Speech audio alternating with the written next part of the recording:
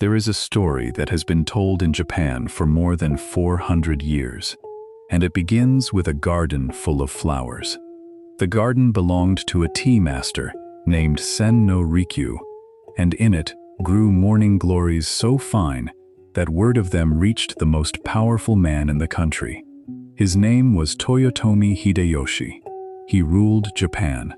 He had armies and more gold than he could spend. And when he heard that a commoner kept the most beautiful morning glories in the land, he decided he would come and see them for himself. Word was sent ahead. On the morning of the visit, Hideyoshi arrived, stepped into the garden, and found nothing. Every flower had been cut. Bare vines, bare soil, not one bloom left standing anywhere. Picture the mood of a warlord who has crossed a city to look at flowers that someone has just thrown away. Still annoyed, he ducked through the low door of the small tea room. And there, in the alcove where the eye naturally rests, sat a single morning glory in a plain vase. One flower, alone, in a quiet and almost empty room. Rikyu had destroyed 100 blossoms so that his guest could finally see one. That is the entire idea, delivered in a single morning. The Japanese have a word for the spirit behind it. They call it wabi, and the practical knowledge of how to build a life around it could be called Wabi No Chie, the wisdom of the plain and the spare. It is the art of feeling rich while owning almost nothing. Not by pretending you have no desires, by learning to aim them at the right thing. Before we go on, tell us where you're tuning in from. And if you're loving this story, subscribe, because tomorrow we have something extra special waiting for you. Most of us spend our lives doing the reverse of what Rikyu did that morning. We are trying to fill the garden. More furniture, more rooms, a newer car in a wider driveway, a larger screen on a thinner wall. Somewhere along the way, we were taught that a full life looks like a full house, and a full house is expensive, so we trade our years for the income to buy the things we believe a rich person is supposed to have. Then the things arrive, and the rich feeling we were promised does not come with them. The shoes go quiet in the closet. The watch becomes just the time. The moment the box is opened, the object begins its slow retreat into the background of your life, and you are already glancing at the next thing. You bought the morning glory and 100 more besides, and now you cannot really see any of them. Wabi is the old answer to this exact problem, and it is worth knowing where it came from, because it did not start as a pretty idea about decorating. Hundreds of years ago, Wabi did not mean beauty at all. It described something closer to misery, the loneliness of living poor and alone, out in the country, with the wind coming through the walls and no one coming up the road. It was a word for going without. Then something strange happened to it. Through the monks who practiced Zen and the tea masters who studied under them, that bleak word was slowly turned inside out. They noticed that a life stripped down to almost nothing was not only hard, it was also clear, quiet, awake to small things that a crowded life walks straight past. A cracked cup in a bare room could hold more feeling than a hall full of treasure, if you knew how to look at it. Rikyu, who lived from 1522 to 1591, took that idea and built a whole way of living around it. While the lords of his age drank tea from flawless porcelain imported from China, he served it in rough, lumpy bowls made by local hands, the kind a wealthy man would have thrown out. He shrank the tea room down until it was barely large enough to kneel in. He made poverty into an art so refined that the rulers of Japan came to him to learn it, which is its own quiet joke. The richest men in the country, paying a tea master to teach them how to enjoy having less. The room that humbled generals. The tea house Rikyu built was small on purpose. Some of his were the size of a modest bathroom, 2 woven mats of floor and not much more. The entrance was smaller still, a low square opening near the ground, so low that a guest had to kneel, bow his head, and crawl through it to get inside. This was not bad design. It was the whole point. A samurai could not fit his swords through that little door, so he left them on the rack outside. A general who could order your execution before lunch had to get down on his knees and shuffle into the room like everybody else. Inside, there was no rank. There was a kettle, a bowl, a single flower, and a few people sitting very close together in a small, warm space. We tend to measure a home by how much it holds and how far the walls stand apart. Rikyu measured his by how little it needed and how close it brought people. He understood something that escapes most of us, with our spare bedrooms full of furniture nobody sits on. Space you do not use is not wealth. It is just space you are heating, cleaning, and paying for, so that it can sit there quietly, proving you can afford it. The bowl mended with gold. When a piece of pottery breaks in much of the world, it goes in the bin. In Japan, there is an old craft that does the opposite. It is called kintsugi, and it means repairing the break with lacquer mixed with gold. The crack is not hidden or sanded away. It is traced in a bright golden seam, so the line where the bowl shattered becomes the most beautiful thing about it. Sit with what that says. The bowl is worth more after it broke. Its history is drawn right on its surface in gold, and no factory could ever reproduce it, because no factory could break it in exactly that way. This belongs to a second idea that travels beside wabi, called sabi, which is roughly the beauty of age and use. The faded indigo of a coat worn for 30 years. The worn dip in a wooden step from a century of feet. The dark shine that comes onto a tool held by the same hand 10,000 times. We pay extra for these qualities when a designer manufactures a fake version of them, and we throw away the real ones the moment they appear on our own belongings. A chip on a plate, the size of a grain of rice, and out it goes. A small scratch on the phone, and you start, very quietly, to want a new one.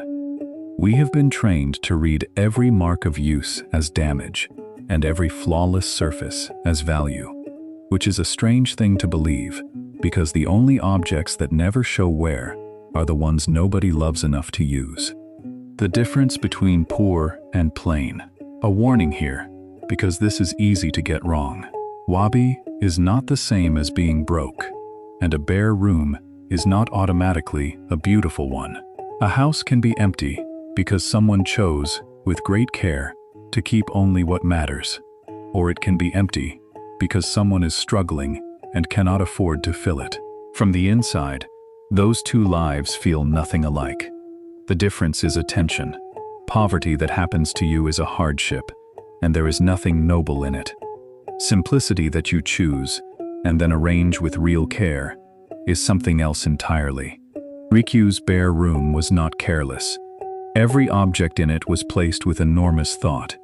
The single flower was chosen. The rough bowl was selected for exactly its roughness. The plainness was full of decisions. Preparing and narrating this story took us a lot of time. So if you are enjoying it, subscribe to our channel. It means a lot to us. Now back to the story. So this is not a sermon about denying yourself everything and calling the ache a virtue. A cold, anxious life of going without is just poverty, wearing a serious face. Wabi is the opposite move. It is taking the few things you keep and giving them your full care, until a small and simple life feels deliberate and warm and yours. You are not subtracting until it hurts. You are subtracting until what remains can finally breathe. The cost of new. No one who sells things for a living will say this part out loud. The phone in your pocket works. The coat in your closet keeps out the cold. The car in the driveway started this morning and will start tomorrow. You are not replacing these things because they have stopped doing what they were made to do. You are replacing them because somewhere a very talented stranger was paid a great deal of money to make you feel slightly poor, while holding a perfectly good object. The Japanese have a word, mottainai, for the quiet regret you ought to feel when something useful is wasted. It is the feeling that comes from throwing away food that could have been eaten, or a tool that had years of work left in it. Wabi takes that feeling seriously. Before you buy a new pair of shoes, you clean and mend the old ones. Before you replace the kettle, you scrub it and discover it was fine. You learn to ask what an object still has to give before you ask what could replace it. This is not about suffering. A man who repairs his good jacket for the fourth winter is not depriving himself of anything. He is wearing a jacket he likes, that fits, that has been through things with him, and he has kept the money the new one would have cost. He is rich in the only way that lasts, and he barely had to try. While the people around him pour their paychecks into a closet that fills up and empties out and never once leaves them feeling full, he has quietly stepped off the wheel. The borrowed world. There is a sadness underneath all of this, and Wabi does not pretend it away. Nothing you own is going to last. The bowl will eventually break for good. The coat will wear through past mending. You will lose things, and they will lose you. And the small, warm rooms where you were happy will one day be rooms you only remember. The Japanese have a phrase for the tenderness of this, the ache of knowing that everything passes. And rather than running from that feeling, Wabi leans gently into it. The awareness of loss does something useful. It makes the present moment heavier with meaning. A bowl you know is fragile. You hold more carefully. A meal you know will end. You taste down to the last bite. There is an old idea from the world of tea, ichi go ichi e, which means roughly one time, one meeting. It holds that every gathering is unrepeatable. The same people, the same light, the same weather and mood will never assemble in quite this arrangement again. Once you really believe that, you stop half watching your own life while you scroll through somebody else's. Most of the money we spend is an attempt to buy a feeling. We want to feel something, excited, or safe, or awake. We chase those feelings through one purchase after another, and they keep slipping out of the things we buy, because they were never inside the things to begin with. They come from attention, from being fully present in a plain moment instead of absent in a luxurious one. And attention is the one rich thing every single person already owns, in equal measure, for free. 2 ordinary evenings. 2 people finish work on the same night, both tired, both with a little money in their pockets. The first one opens an app on the train home. By the time he reaches his door, he has bought a gadget he saw for the first time 40 minutes ago. It arrives 2 days later. He opens the box, feels the small bright spark of it, sets it on a shelf, and within a week, it has joined the other shelved sparks that no longer spark. He is not a foolish man. He is just topping up a feeling that keeps draining out, the only way the world ever taught him to top it up. The second one walks home the long way, through the park, because the evening is cool and the light is good. He has half a plan to fix the wobbly leg on a chair he likes. He eats a simple dinner he cooked himself, slowly. He owns a fraction of what the first man owns, and if you asked him, he would not say he was practicing any philosophy at all. He would just say it was a good evening. He has them often. They cost him almost nothing, and nobody can repossess them. Years go by. One of these men has more money saved and more evenings he can actually remember. It is not the one you were taught to envy. What less buys back? There is a hidden bill attached to everything you bring home, and the price tag never shows it. Every object you own asks for something after the purchase is over. It wants to be stored, so you need bigger rooms. It asks to be cleaned and maintained, and sometimes insured. Next year, it will want to be replaced by its newer self. A garage full of things is a garage full of small, ongoing demands on your money and your time, all of them whispering at once. The person who owns little is not only saving the purchase price, he is buying back the hours he would have spent tending it all. He has fewer things to fix, fewer things to guard, less he has to earn money to replace. The simplicity is not just on his shelves. It is in his calendar and his bank balance, and the quiet inside his own head. where 100 small possessions are not each tugging for a share of him. Everything you decide not to own is an hour of your one life, handed quietly back to you. The arithmetic of enough.